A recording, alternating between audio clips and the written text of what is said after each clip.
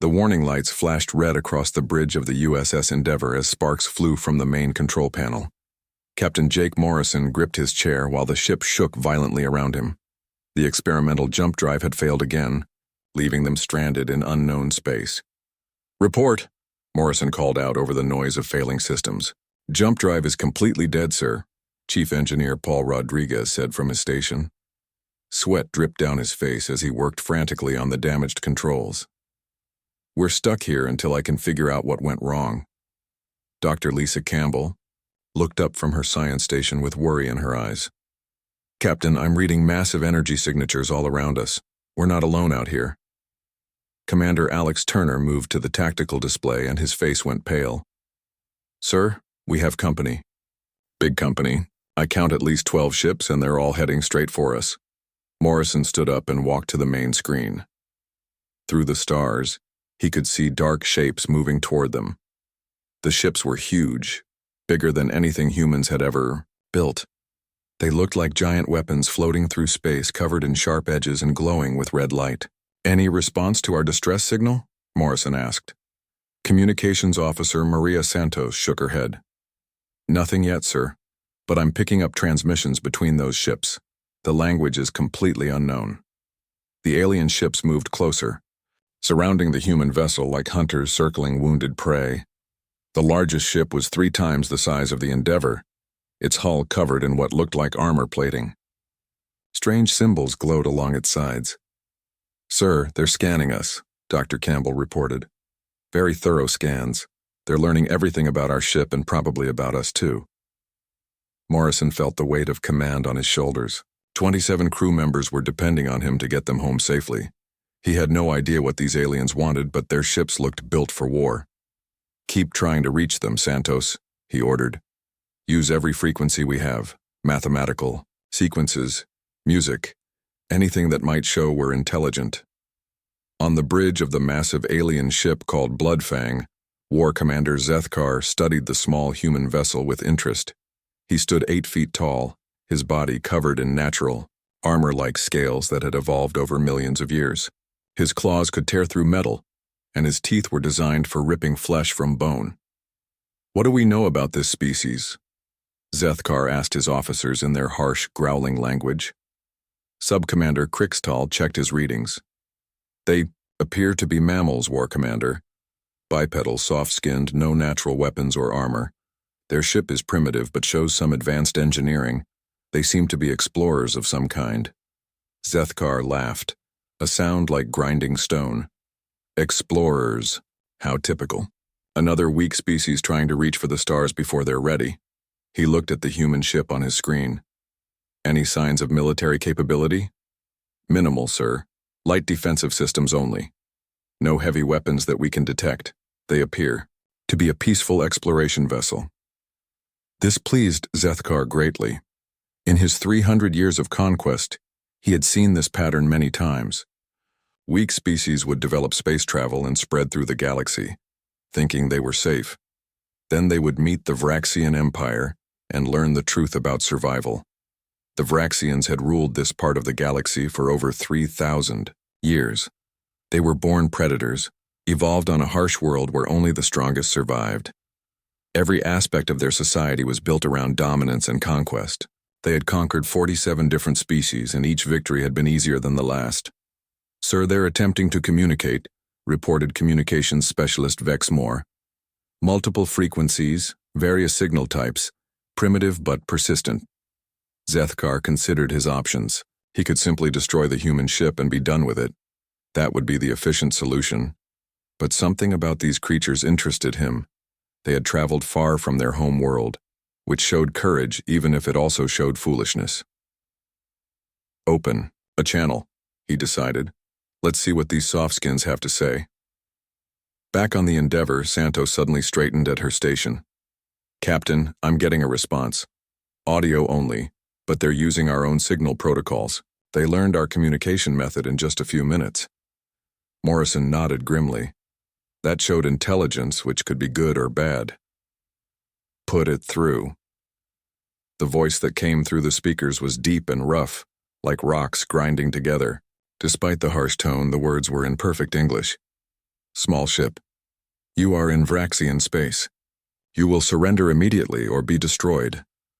The bridge fell silent. Morrison looked around at his crew and saw fear on their faces. But he also saw determination. These were good people, scientists and explorers who had volunteered for a dangerous mission to expand human knowledge. "This is Captain Jake Morrison of the Earth vessel USS Endeavor," he replied calmly. "We mean no harm.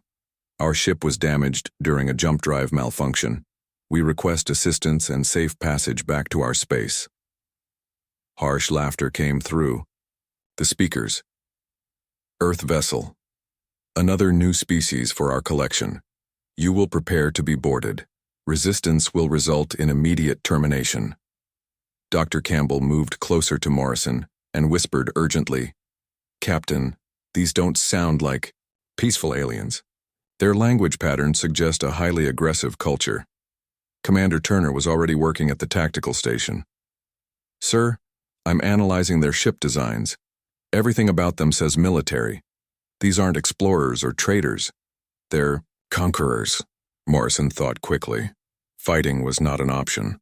The alien ships were too powerful, and the Endeavor was designed for exploration, not war. But maybe there was another way. "Alien Commander," Morrison said into the communicator. "We are willing to cooperate, but we request the opportunity to share information about our people and culture. Surely beings as advanced as yourselves would be interested in learning about a new species." There was a long pause. Then Zethkar's voice returned, sounding slightly curious. "You offer information?" "Yes. Our cultural archives, scientific data, historical records. We believe that knowledge shared between species can benefit everyone." On the Bloodfang, Zethkar considered this proposal. Most species simply begged for mercy when confronted by Vraxian power. These humans were offering something instead of just pleading. It showed either wisdom or desperation.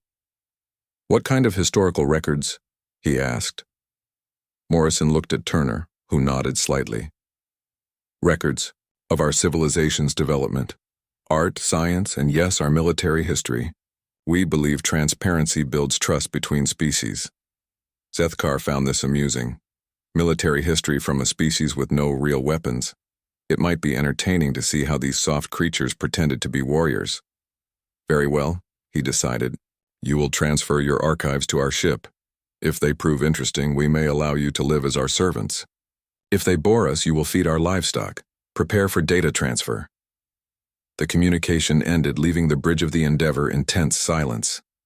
"Well," Turner said quietly, "at least we bought some time." Morrison nodded. "Campbell, Santos, Rodriguez, gather our cultural archives. Everything we have about human history and civilization. But be selective. We need to show them we're worth keeping alive." "What about the military history files?" Rodriguez asked. "Should we really share those?" Morrison thought about the request. Something told him that these aliens respected strength above all else. Maybe showing human military capability would earn their respect instead of their contempt. "Include them," he decided. "All of it. If we're going to survive this, they need to understand exactly what humanity is capable of." As his crew worked to prepare the data transfer, Morrison stared out at the alien ships surrounding them. He had no idea that his decision to include military history in their cultural exchange would change the balance of power in the galaxy forever. The crew of the USS Endeavor worked quickly to prepare their cultural archives. In the ship's main computer lab, Dr. Lisa Campbell sorted through thousands of files while Chief Engineer Paul Rodriguez handled the technical aspects of the data transfer. "We need to be smart about this," Campbell said, pulling up holographic displays of human art and music. "These aliens clearly value strength, but we should also show them our peaceful achievements. Music, art, literature, scientific discoveries." Navigation Officer Sam Fletcher looked nervous as he helped organize the files. "What if they see our art as weakness? Maybe we should focus on showing them our technology and exploration achievements."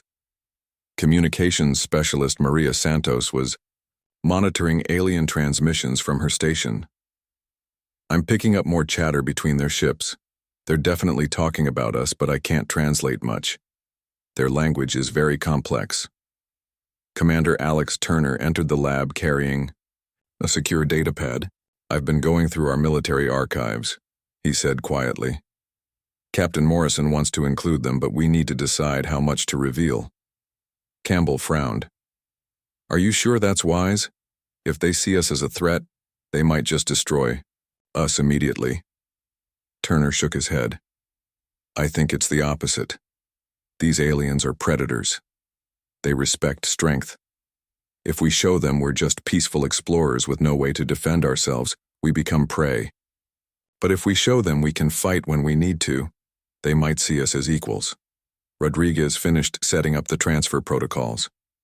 Either way, we don't have much choice. We're outnumbered and outgunned. This cultural exchange is our only chance. Fletcher pulled up a map of human space exploration. What about showing them our expansion rate? Humans have spread to over 200 worlds in just 3 centuries.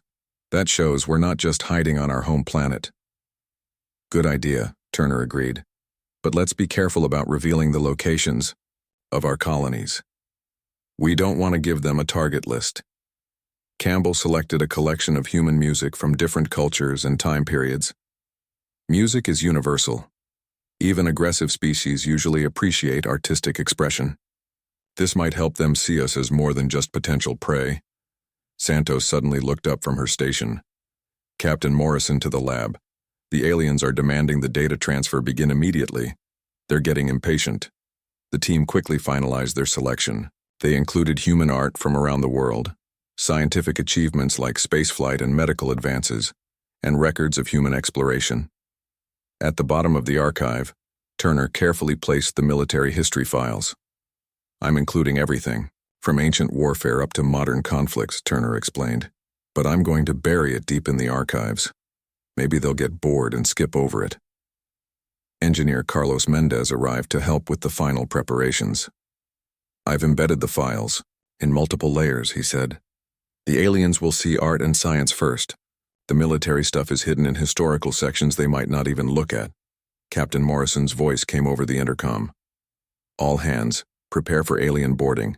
They're sending a shuttle to collect the data directly. The crew felt a chill run through the ship. None of them had ever seen an alien before, and these particular aliens sounded very dangerous. 20 minutes later, the airlock opened with a loud hiss. The first Vraxian to enter the human ship had to duck to fit through the doorway. Subcommander Krickstall was smaller than most of his species, but he still stood 7 feet tall. His scaled skin was dark green with red markings, and his claws clicked against the metal floor as he walked. Behind him came 2 Vraxian soldiers carrying what looked like weapons. Their eyes glowed yellow in the dim light of the corridor, and their teeth were clearly designed for tearing flesh. Captain Morrison met them in the main corridor, trying to look calm despite his racing heart. Welcome aboard the USS Endeavour. I'm Captain Morrison. Krickstall looked down at the human with what might have been amusement. You are smaller than our scans indicated, and much softer. He reached out with one clawed finger and poked Morrison in the chest. The captain managed not to flinch. We may be small, but we're tougher than we look, Morrison replied evenly. The alien made a sound that might have been laughter. We shall see. Where are your archives? Morrison led the aliens to the computer lab where his crew waited nervously. Dr. Campbell stepped forward with a data storage device. This contains a comprehensive overview of human civilization, she said, offering the device to Krickstall. Art, science, history, and culture from across our species. Krickstall took the device and examined it with his scanning equipment. Primitive storage method, but adequate. How much information is contained here? Several thousand hours of video, audio recordings, and documents, Campbell replied. We've tried to show the diversity of human achievement. The alien sub-commander seemed pleased. Good. War Commander Zethkar enjoys studying new species before we decide their fate. If your information is entertaining, you may live longer. Rodriguez couldn't help himself. What happens to species that don't entertain you? Krickstall's yellow eyes fixed on the engineer. They become food for our livestock, or livestock themselves, if they are fortunate. An uncomfortable silence fell over the room. The Vraxians clearly saw other species as resources to be used, not equals to be respected. "Your ship is very clean," one of the Vraxian soldiers observed, looking around the lab. "No weapons, no armor, no signs of combat. Are all human ships so peaceful?" Fletcher spoke up before he could stop himself. "This is an exploration vessel. Our military ships are different." Krixtal's interest sharpened. "Military ships? You have separate vessels for warfare?" Morrison shot Fletcher a warning look, but the damage was done. "Some human ships are designed for defense, yes, but we prefer exploration and scientific research." "Interesting," Krixtal mused. "Most species we encounter have only basic defensive capabilities. You suggest humans have developed specialized military technology." Turner decided to take a calculated risk. "We've had to defend ourselves occasionally. The galaxy can be a dangerous place." The alien sub-commander laughed, showing rows of sharp teeth. "Dangerous for prey species, yes. The Vraxian Empire has ruled this region for 3,000 years. We are the danger in this part of space." Santos was still monitoring communications, and suddenly looked alarmed. "Captain, I'm detecting massive energy buildups from their ships. They're powering weapons." Krixtal noticed her concern. "A precaution only. War Commander Zethkar does not trust easily. If your archives contain anything threatening or deceptive, your ship will be destroyed immediately." Campbell stepped forward. "There's nothing threatening in our archives. We've shared them in good faith, hoping to establish peaceful relations between our species." "Peaceful relations," Krixtal repeated the words as if they were foreign concepts. "The Vraxian Empire does not have peaceful relations. We have conquerors and conquered. Which will humanity be?" Morrison looked around at his crew. They were scared, but they were also brave. They had volunteered for this mission knowing it was dangerous. "That depends on you," Morrison said carefully. "We came here by accident, but we're willing to talk. Maybe there's a way for both our species to benefit from contact." Krixtal secured the data device in his equipment pack. "We shall see what your archives reveal about humanity. If you are worth preserving, War Commander Zethkar will decide how best to use you." The aliens turned to leave, but Krixtal paused at the door. "Your species shows unusual confidence for prey animals. This interests me. I hope your archives explain why you are not properly afraid." After the aliens left, the human crew stood in silence for several minutes. "Well," Rodriguez finally said, "that could have gone worse." Campbell shook her head. "I don't think they see us as intelligent beings. We're just interesting animals to them." Turner was thoughtful. "Did you notice how surprised they were that we have military ships? I think they're used to encountering species that can't fight back." Morrison nodded grimly. "Let's hope our archives show them that humans are worth more alive than dead. Because right now, that's our only chance." Outside, the Vraxian shuttle returned to the Bloodfang carrying humanity's cultural legacy. In a few hours, the aliens would begin reviewing human history. None of the humans knew that buried deep in their archives was 10 minutes of footage that would change everything. In the command center of the Bloodfang, War Commander Zethkar settled into his massive chair to review the human archives. Around him, his senior officers gathered to watch what they expected would be an amusing display of primitive civilization. "Begin with their earliest records," Zethkar ordered. "I want to see how these soft creatures evolved." Sub-Commander Krixtal activated the human data files. The first images showed ancient Earth civilizations, Egyptians building pyramids, Greeks creating art and philosophy, Romans expanding their empire across continents. "Typical development pattern," observed Tactical Advisor Vexmore. "They started as tribal groups and slowly learned to work together. Nothing unusual so far." The Vraxian officers watched with mild interest as human history unfolded. They saw the rise and fall of empires, the development of agriculture, and the growth of cities. It was similar to dozens of other species they had studied. "Fast forward through this primitive period," Zethkar said, growing bored. "Show me their modern era." Krixtal accelerated through centuries of human development. The Industrial Revolution flashed by, followed by the invention of flight, radio, and computers. The aliens paid more attention as they saw humans developing technology. They advanced quickly once they discovered machine power. Strategic Assessor Nixville noted, much faster than most species, but still within normal parameters. The viewing reached the 20th century. Images of World War I appeared on the screens. The Vraxians saw trenches, poison gas, and massive artillery bombardments. Now this is more interesting, Sethkar said, leaning forward. They fight their own kind. Good. Aggressive species are more useful as soldiers. But as the war footage continued, the aliens began to look confused. The scale of human warfare was larger than they expected. Millions of soldiers fighting across multiple continents. Industrial production focused entirely on creating weapons and supplies for war. How many of them died in this conflict? Vexmore asked. Crixtal checked the data files. According to their records, over 20 million casualties in just 4 years. The Vraxian officers exchanged glances. Most species they encountered had populations of only a few million total. Humans had lost 20 million in a single war and kept fighting. The footage moved to World War II. The aliens watched in growing amazement as they saw the scale of destruction. Entire cities burned. Massive tank battles across vast distances. Thousands of aircraft filling the skies. This is impossible, Nixville said quietly. No species can sustain warfare at this level. They should have destroyed themselves. But the humans had not destroyed themselves. Instead, they had developed more efficient ways to fight. The Vraxians watched footage of D-Day, seeing thousands of ships launching a coordinated invasion across an ocean. Pause the recording, Sethkar commanded. His yellow eyes were fixed on the images of human soldiers storming beaches under heavy fire. How many warriors participated in this single battle? Over 150,000 in the initial assault. Crixtal replied, his voice uncertain.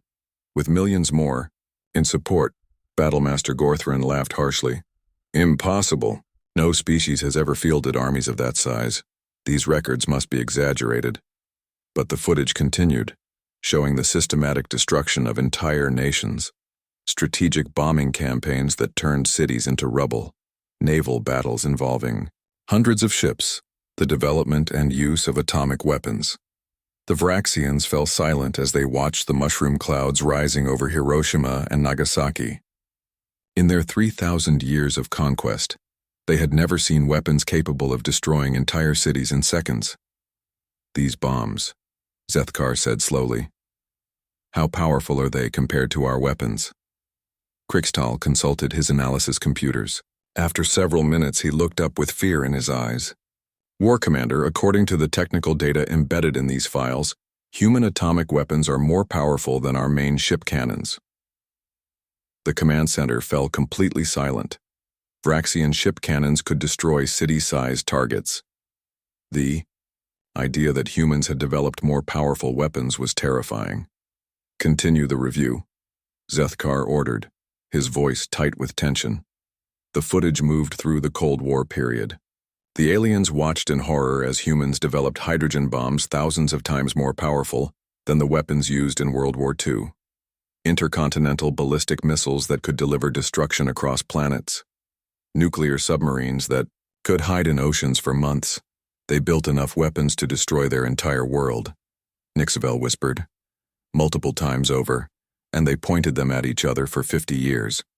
But what disturbed the Vraxians more than the weapons was human behavior during this period. Instead of destroying themselves, humans had fought proxy wars across their planet. Korea, Vietnam, Afghanistan, dozens of smaller conflicts. The footage showed human soldiers fighting in jungles, deserts, mountains, and cities. They adapted to every environment. They used tactics the Vraxians had never seen before. Guerrilla warfare, urban combat, special operations conducted with surgical precision. Look at their individual warriors, Gorthron said, pointing at footage of modern soldiers. They carry more firepower than our heavy infantry, and they fight as coordinated units, not as individuals. The review reached modern military operations. The aliens watched smart bombs guiding themselves to targets with perfect accuracy, stealth aircraft invisible to detection systems, satellite-guided weapons striking from beyond visual range. They fight at distances we cannot match, Vexmore observed. Our warriors excel in close combat, but these humans kill from ranges where we cannot even see them. The final section of military footage showed Special Operations Forces, Navy SEALs conducting underwater infiltrations, Army Rangers fast roping from helicopters into combat zones, Marine Force reconnaissance units operating behind enemy lines for weeks. Zethkar watched a video of human soldiers clearing a building room by room, moving with mechanical precision and deadly efficiency. Each warrior knew exactly what his teammates would do. They communicated without words, fought without hesitation, and showed no mercy to their enemies. These are not the same creatures we met on their ship, Krixtal said quietly. The humans we encountered seemed peaceful, almost weak. But their warriors are something else entirely. Strategic Assessor Nixvel was studying the tactical data embedded in the files. War Commander, I am analyzing their military doctrine. What we are seeing is not random violence. This is organized warfare elevated to an art form. She brought up comparative charts on the main display. Look at their evolution of tactics over time. Each war taught them lessons they applied to the next conflict. They study warfare the way we study prey animals. Gorthron was examining footage of human soldiers in urban combat. Notice their equipment: personal armor, advanced communications, night vision, precision weapons. Each individual warrior is equipped better than our elite guards.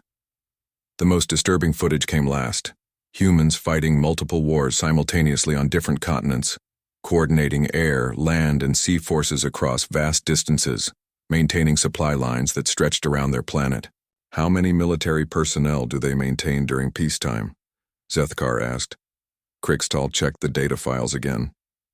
According to these records, over 20 million active military personnel across all human colonies, with over 100 million trained reserves. The number hit the Vraxian command staff like a physical blow. Their entire species numbered only 50 million individuals. Humans had more trained warriors than the Vraxians had total population. Vexmore was studying the final pieces of military footage.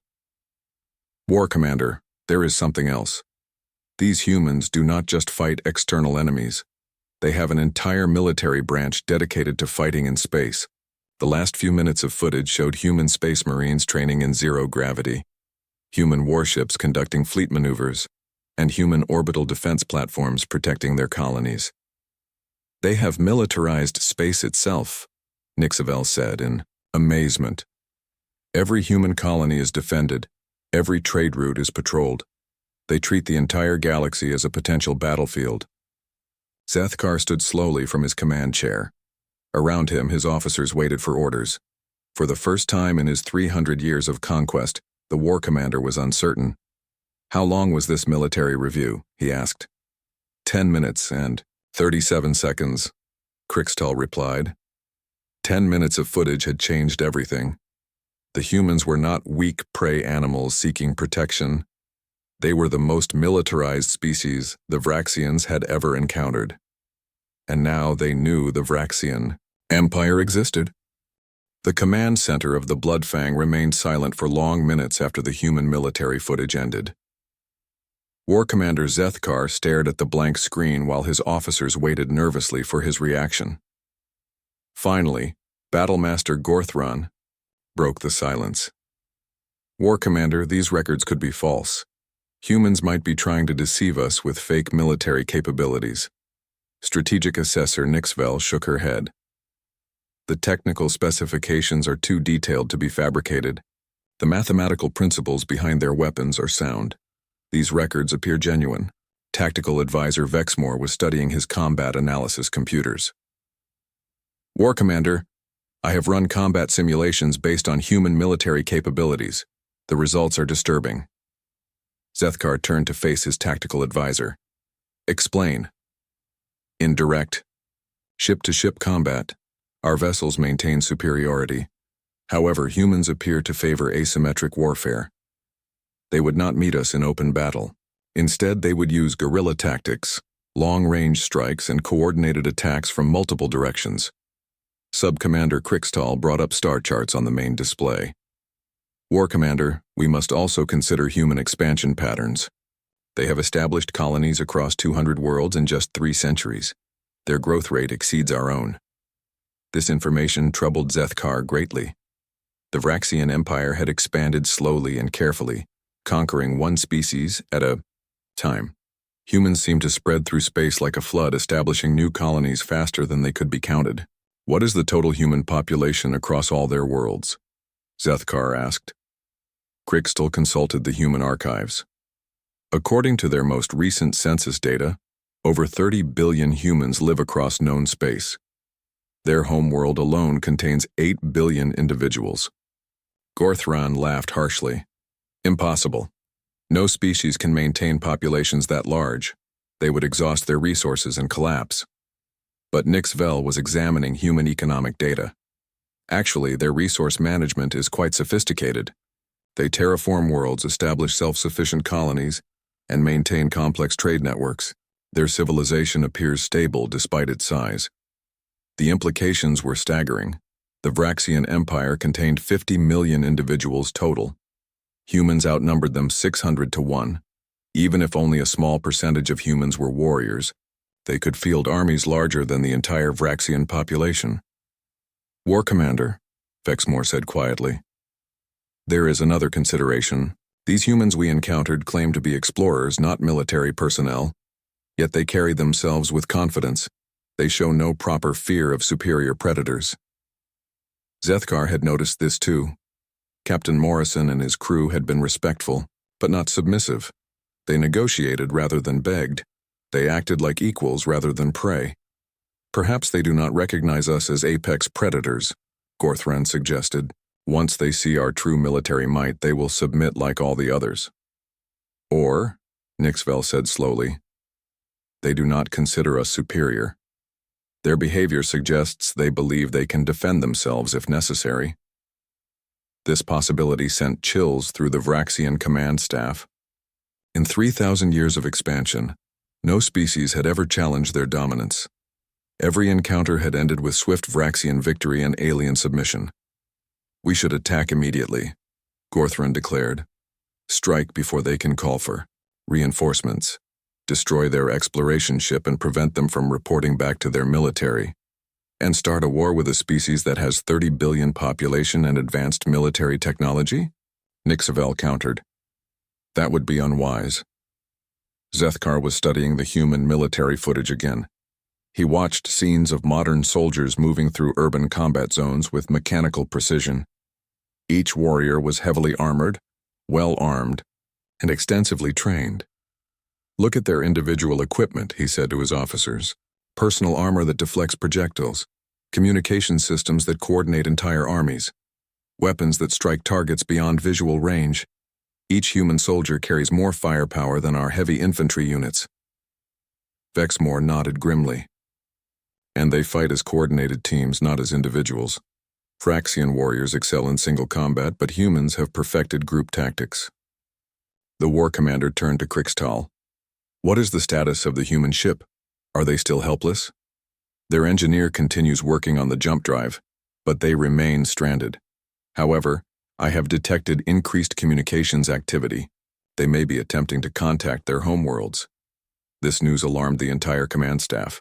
If humans learned that their exploration ship had encountered hostile aliens, they would certainly send military vessels to investigate. How long? Before they can repair their drive? Zethkar asked. Unknown, War Commander. Human technology is more advanced than we initially assessed. They might restore functionality within hours or days. Gorthran stood aggressively. Then we must act now. Destroy them before they escape or call for help. But strategic assessor Nixvel had been running more calculations. War Commander, I have analyzed human expansion patterns and military deployment. If we attack their exploration vessel, we will face immediate retaliation. She brought up strategic displays showing human colony locations. Humans maintain military bases throughout their territory.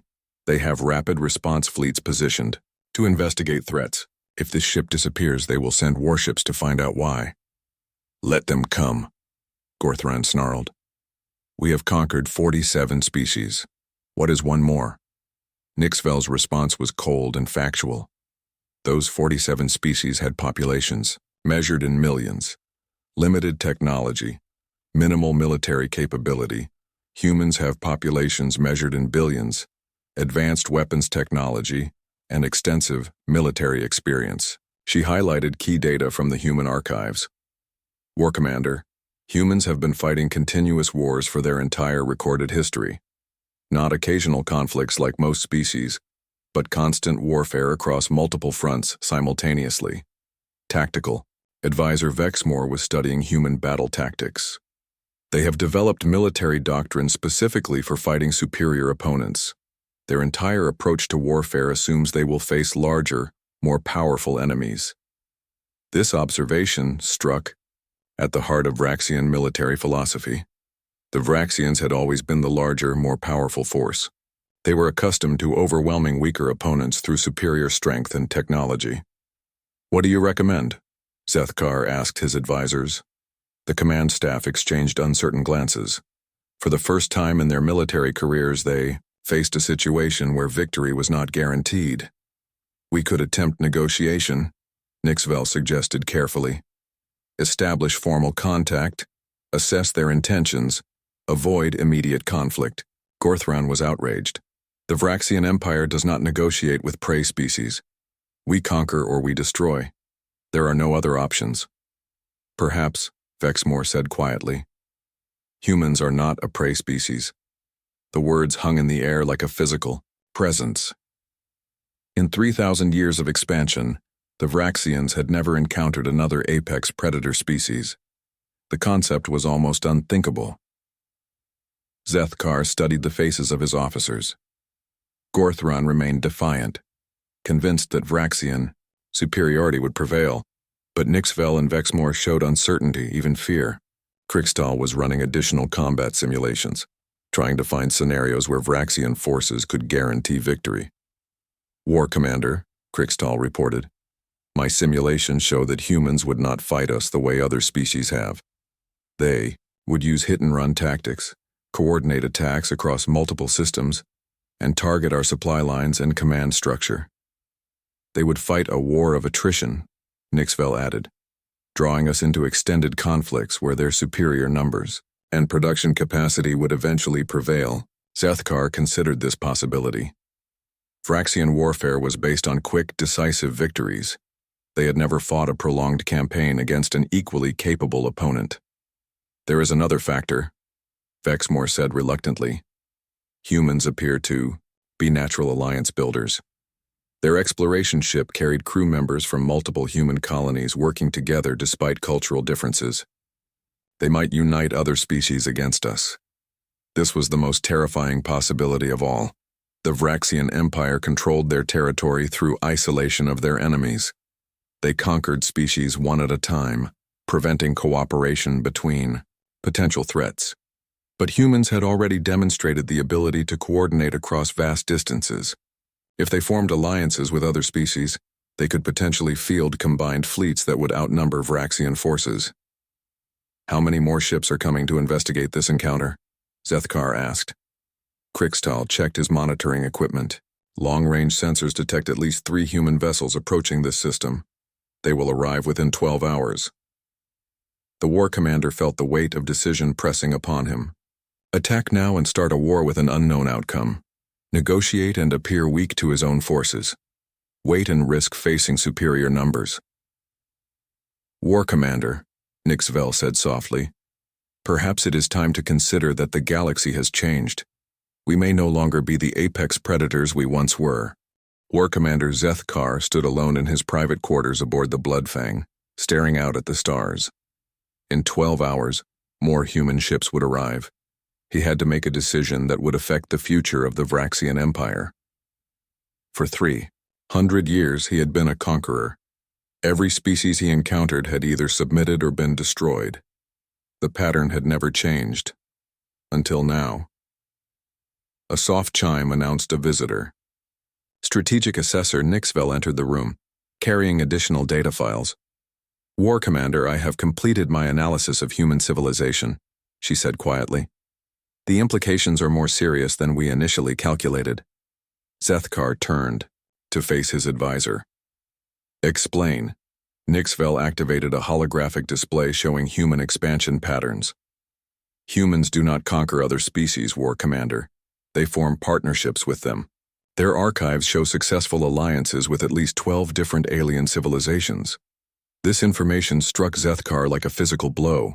The Vraxian Empire had always prevented their enemies from cooperating, but humans actively sought out alien allies. What kind of partnerships, he asked. Trade agreements, military cooperation, shared technology development, even intermarriage in some cases. Humans treat other species as equals rather than resources to be exploited. The War Commander processed this information. If humans could convince other species to fight alongside them, the Vraxian Empire would face combined fleets from dozens of worlds. There is more, Nixvel continued. Human military doctrine emphasizes rapid response to threats. If we attack their exploration ship, we will face retaliation within days, not months. A communication alert interrupted their conversation. Sub-Commander. Krixtal's voice came through the speakers. War Commander, the human ships have arrived early. 3 vessels, including 1 military escort. They are requesting immediate communication with their crew. Zethkar and Nixvel hurried to the command center. On the main screen, they could see 3 human ships approaching. 2 were clearly exploration vessels similar to the USS Endeavour. But the 3rd ship was different. That is a military vessel, Tactical Advisor Vexmore reported. Advanced weapons, systems, heavy armor, sophisticated sensor arrays. It carries more firepower than most of our cruisers. Battlemaster Gorthrun studied the approaching ships with growing excitement. Finally, we can test human military capabilities in actual combat. But Strategic Assessor Nixvel was examining detailed scans of the human warship. War Commander, this vessel incorporates several technologies we do not possess: energy shielding systems, quantum torpedo launchers, and what appears to be some form of cloaking device. The implications were clear. Human military technology was not just different from Vraxian systems, it was more advanced in key areas.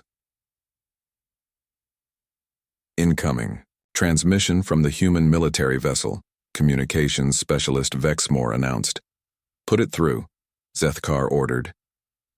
The image that appeared on the screen showed a human female in military uniform. She appeared calm and professional, but her eyes held the same confident alertness they had seen in Captain Morrison. This is Commander Kate Sullivan of the UES Defender. We are here to assist the USS Endeavour and investigate reports of first contact with an unknown species. We request immediate communication with Captain Morrison. Zethkar studied the human commander's face. Like the crew of the exploration ship, she showed no fear. Instead, she projected quiet authority and readiness for action. I am War Commander, Zethkar of the Vraxian Empire, he replied. Your exploration vessel entered our territory without permission. We are currently evaluating their status. Commander Sullivan's expression did not change, but Zethkar noticed her crew moving efficiently in the background. The human military personnel were preparing for possible combat while maintaining diplomatic communications. War Commander, we appreciate your patience with our crew. Captain Morrison reports that you have been reviewing our cultural archives. We hope this has provided insight into human civilization. The words were polite, but Zethkar heard the underlying message. The humans knew exactly what information they had shared. The military footage had been included deliberately.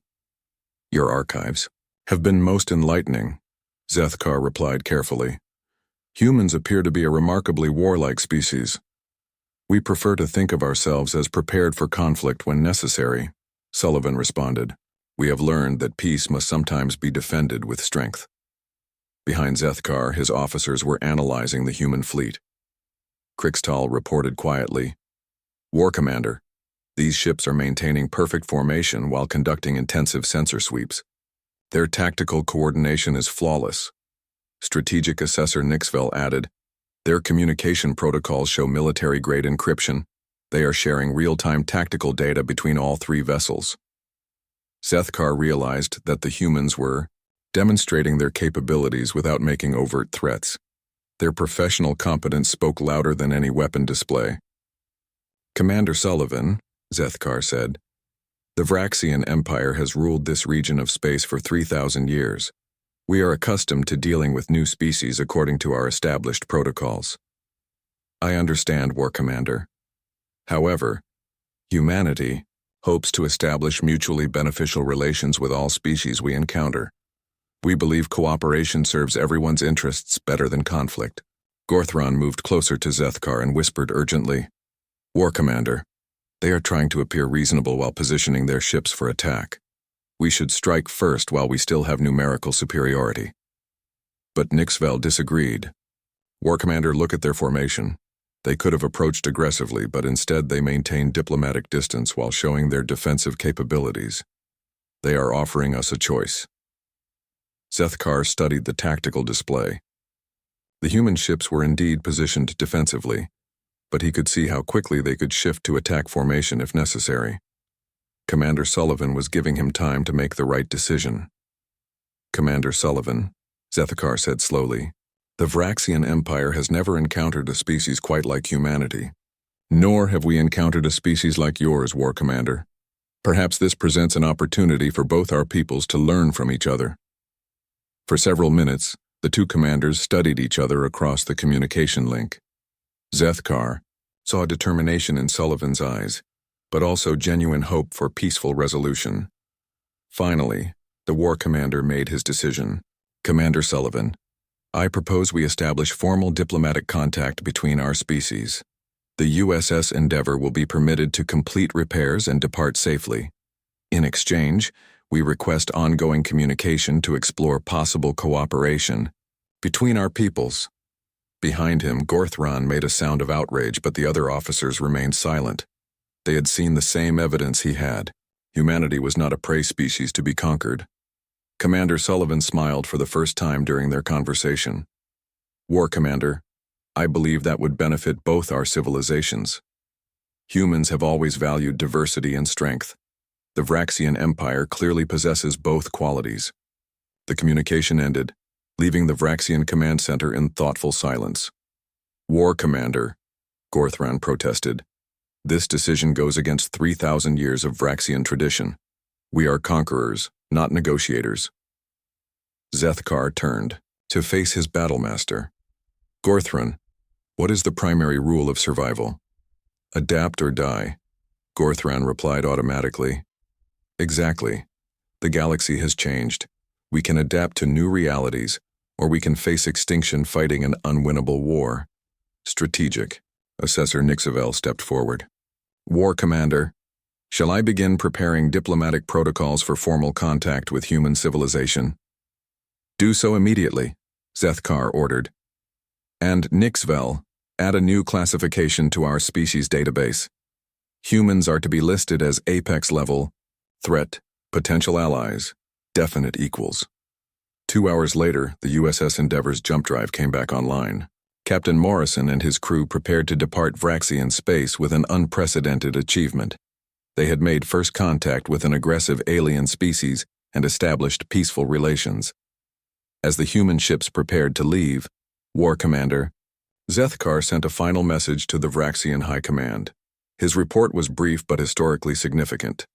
Encountered new species designation, human. Military assessment, superior tactical doctrine, advanced technology, extensive alliance, capabilities. Recommendation: immediate establishment of non-aggression treaty. Status change: Vraxian Empire no longer sole apex predator in this region.